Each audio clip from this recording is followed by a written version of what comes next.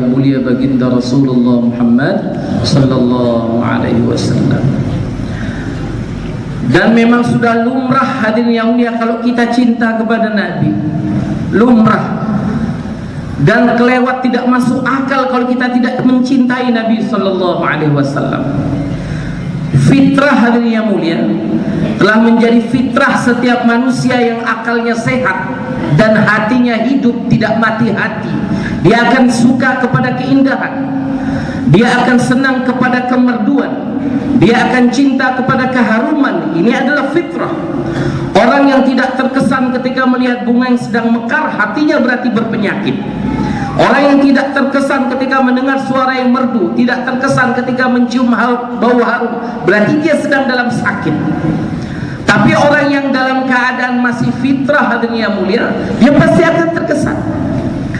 Hadirin yang dimuliakan oleh Allah Ta'ala, sekalipun benar mata kita tidak pernah melihat ketampanan yang mulia wajah baginda Rasulullah Muhammad sallallahu alaihi wasallam, cukuplah mendengarkan kabar-kabar tentang ketampanan yang mulia baginda alaihi salatu wasallam. Apabila hati kita masih hidup, mesti hati kita akan jatuh cinta kepada yang mulia baginda Rasulullah Muhammad sallallahu alaihi wasallam.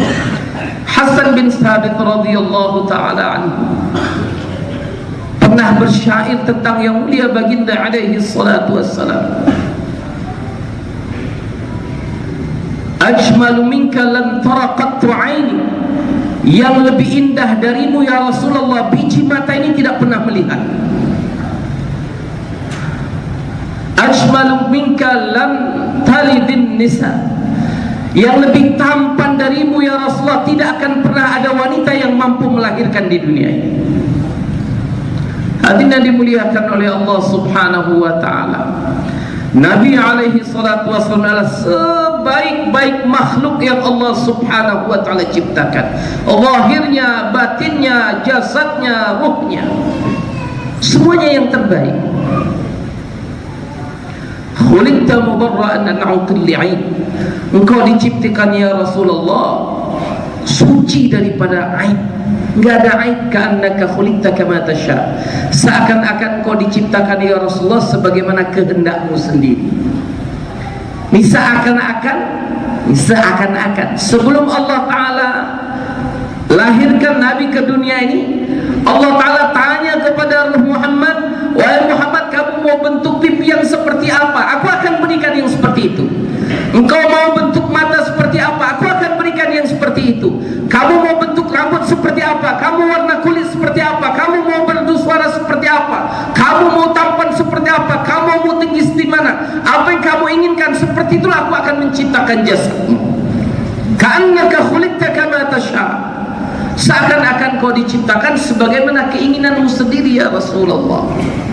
Wajar hadirin yang dimuliakan Allah Ta'ala apabila Sayyidatina Fatimah radhiyallahu ta'ala anha menjerit ketika yang mulia baginda alaihi salatu wasallam diturunkan ke lahat hendak dikubur. Beliau berteriak, atabat anfusukum an tuhsu ala nabi alaihi salatu wasallam at-turab, kuat hati kalian akan mengubur Nabi, menaburkan tanah ke jasad Nabi. Hadirin dimuliakan Allah Ta'ala, kewafatan Nabi telah membuat para sahabat panik. 3 hari terlambat penguburan hadirin yang mulia. Saking paniknya. Belum beberapa masalah lain. Malam hari hadirin yang mulia mau dikubur. Ketika hendak dikubur, turunkan rahat, mau turunkan tanah. Nah, sahabat gak ada yang kuat untuk menurunkan tanah, menaburkan tanah ke jasad yang suci yang mulia baginda, gak ada yang kuat.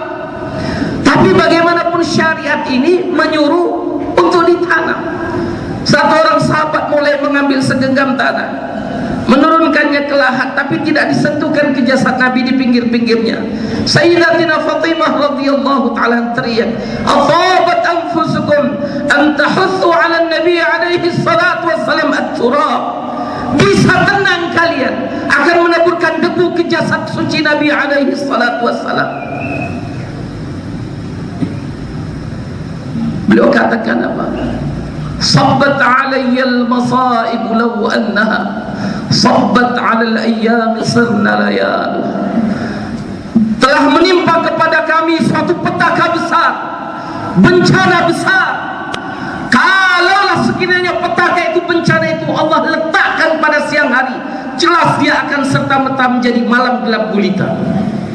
Apa kewafatan yang mulia baginda Rasulullah Muhammad sallallahu taala alaihi wasallam. Allah Ta'ala katakan, laqad ja'akum rasulun min anfusikum. Dalam satu qiraah yang lain, walaupun qiraah ini qiraah syadz, tapi ada min anfusikum yang terbaik, jasadnya yang terbaik, wajahnya yang tertampan, akhlaknya yang teragung, suaranya yang terbendu, tutur kata yang paling lembut, kehidupannya yang paling santun, yang paling mudah tersentuh hatinya, yang paling lembut tutur kata, yang terbaik. Min anfasikum, yang paling nafis di kalangan kamu. Azizun alaihi ma anittum, syadid alaihi ma asabattum minal makarih. Enggak kuat hati Nabi apabila mendengar ada kesulitan sedikit menimpa umatnya. Nabi tertimpa hutang, ditagih hutang dengan cara kasar, dipermalukan di hadapan sahabat karena berhutang untuk umatnya. Nabi lapar, tahan, ganjal perut. Lihat anak kelaparan, Nabi kuat. Lihat menantu kelaparan, Nabi kuat. Lihat cucunya, hadirin yang mulia, yang mana Nabi katakan adalah penghulu-penghulu di surga, itu pun Nabi kuat. Tapi mendengar satu kabilah yang baru beriman kelaparan, Nabi enggak kuat, spontan berhutang, hadirin. Harisun alaihi ma anittum, harisun alaikum, harisun ala hudakum. Begitu bersemangatnya usaha agar jangan sampai ada satu umatnya mati tanpa nur hidayah. Harisun ala imanikum. Begitu bersemangatnya supaya tidak ada satu umatnya yang mati tanpa iman.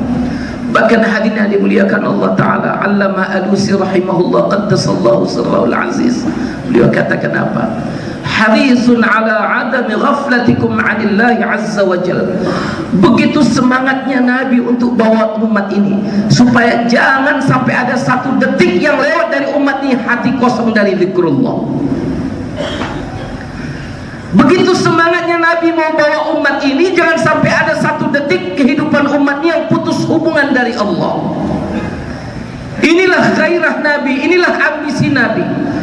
Ke arah inilah Nabi telah menggunakan seluruh kehidupannya untuk bawa umat jangan sampai putus hubungan hati dan kehidupan kepada Allah.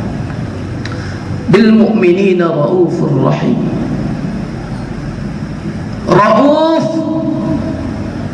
santun, lembut, penyayang, rahim, pengasih kepada umatnya yang beriman. Bukan hanya yang taat saja, hadirin yang mulia, umatnya yang pendosa pun disayangi Nabi, disayangi Nabi. Yang buat Nabi salat malam kaki bengkak-bengkak mengulang-ulang hanya satu ayat itu bukan umatnya yang taat, hadirin yang mulia. Nabi kaki bengkak-bengkak menangis di hadapan Allah sehingga janggutnya yang lebat basah dengan air mata, masih nangis lagi, dadanya basah dengan air mata, masih nangis lagi, hadirin yang mulia, sajadahnya basah dengan air mata, masih juga nangis lagi sampai tanah di bawah sajadah basah dengan air mata. Yang bikin Nabi seperti itu adalah karena kasih Nabi kepada umatnya yang pendosa, hadirin yang mulia, umatnya yang menyakiti Nabi, umatnya yang mendurhakai Allah, sehingga Nabi mengulang-ulang satu ayat saja dalam Al-Quran, dalam salatnya, in tu'adzibuhum fa innahum ibadun. Ya Allah, mereka sakiti aku di siang hari ketika aku bawa mereka kepadamu. Kalau engkau adab mereka dengan sebab perbuatan mereka, mereka kan hambamu. Ya Allah, mereka menolak ajakan seruan dakwah tabligh ini, ya Allah. Kalaulah engkau adab mereka dengan sebab penolakan mereka, bukankah mereka hambamu? Ya Allah, mereka melukai nabimu, mereka meludahi nabimu, mereka mencaci maki nabimu, ya Allah. Kalaulah engkau azab mereka dengan sebab perbuatannya itu, bukankah mereka juga hambamu? Ini hadirin yang dimuliakan Allah Ta'ala. Ini orang Islam yang tidak baik, hadirinnya, umatnya yang tidak baik, ini yang membuat Nabi bangun malam kakinya bengkak-bengkak. Fa in taghfir lahum wa in taghfir lahum innaka antal azizul hakim. Kalau engkau ampuni mereka, ya Allah, sesungguhnya engkau maha perkasa lagi maha bijaksana. Nabi maafkan umat ini, Nabi doakan umat ini, dan Nabi bela umat ini di hadapan Allah Ta'ala.